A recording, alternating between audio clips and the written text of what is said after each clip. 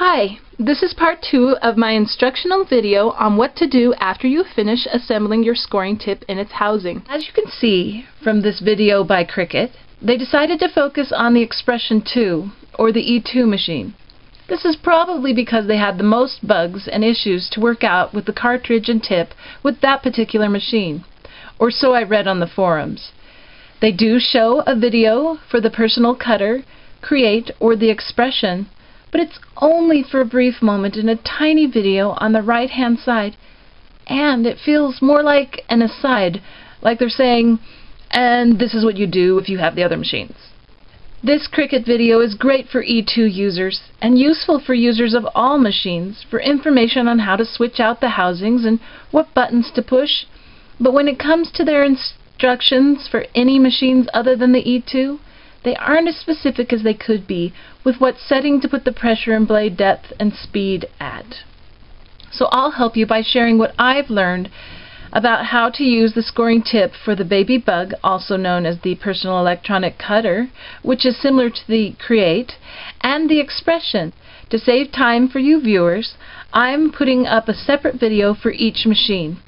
I'm also going to have a video for the Cricut Craft Room and a video on some alternative ways to score with the Cricut. This video shows how to use your scoring tip with the Expression. If you would like to see how to use the scoring tip with the Personal Electronic Cutter, also known as the Baby Bug, or the Create, please click on the link in the video or in the description below. Start by selecting the image you want to cut. For this demonstration, I'm using image number 44 on page 72, the business card folder holder. I picked this one because it had the simplest score lines. Unlike with the Baby Bug or the Create, I don't have to pick the boxes that are in section 1 and section 2 because most of the cartridge's boxes' minimum recommended size will fit on the Expression mat. Therefore, I don't need to use the function keys on the top left-hand side of the keypad. I can cut the whole thing in one complete piece. I'm going to cut this one at 6 inches. Insert the Tags, Bags, Boxes and More 2 cartridge. Replace the cutting blade and the housing with the scoring tip and housing. According to Cricut's official instructions, adjust the machine pressure, speed, and blade depth according to the material being used. In the video, Cricut almost seemed to imply that the maximum blade depth and pressure was needed for the scoring tip. I wanted to do things right. So, going from what I was able to glean from the video and the written instructions, I maxed out the blade depth and the pressure. And this worked just fine. But because I had to adjust for the cut, I got thinking, why not experiment a little? Why not try it at the same blade depth and pressure that I do for the cut? For this demonstration, I used both scrapbooking paper and a really thick cardstock. For this scrapbooking paper, a speed, pressure, and blade depth of 4 is what I normally use for cutting. For my thicker cardstock, I needed a little more pressure and blade depth, and I set them at settings I'd need for the cut. Once you have everything adjusted, load the mat. Press the Shift key and select the image you are using.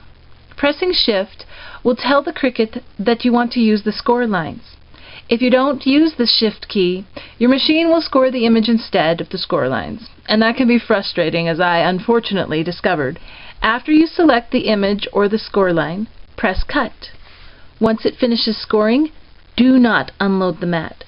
Press Load Mat, and the blade carriage will return to the starting position. Take out the scoring tip and insert the cutting blade assembly. Be careful you don't move the carriage, since this will make the lines and the cut not line up correctly. Now, Cricut's instructions at this point say that you need to adjust the machine pressure, speed, and blade depth according to the material being cut. And that seemed counterintuitive to me. It didn't make sense that you'd have to adjust this pressure, speed, and blade depth twice. Then I discovered something really cool. You don't have to make any adjustments.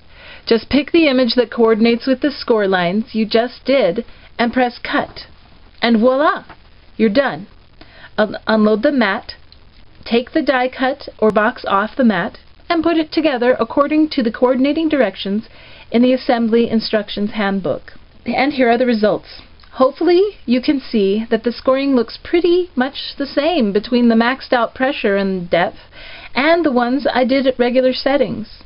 The deeper depth and pressure might be a little more crisp and defined, but I'm still able to fold the box I scored the same as the cut settings as I did with the first, with the higher pressure and deeper blade depth. I found the best part about not having to adjust from the scoring tip speed, pressure, and blade depth to the cutting blade speed, pressure, and blade depth is that scoring and cutting the paper is a ton faster. Now there's something that Cricut doesn't tell you in their instructions, neither in the video or in the written. You don't have to start at the top corner every time. As long as you know the coordinates where you start on the baby bug, the create, or the expression, you can always bring the carriage back to that same spot by watching the screen. It'll line up and cut just fine. If you're like me and get distracted sometimes, though, you might want to write down the coordinates before you start. In order to figure out what pressure, speed, and blade depth is needed for each paper you use, you have a couple of options. The first one is figuring it out on your own through playing around with your machine and paper. Another option is checking out a really helpful guide that I found at Above Ruby Studio, which tells you how to use the Cricut with a large variety of paper types. This guide was created through trial and error and takes the guesswork out of using the Cricut. I'll put a link for that guide in the description.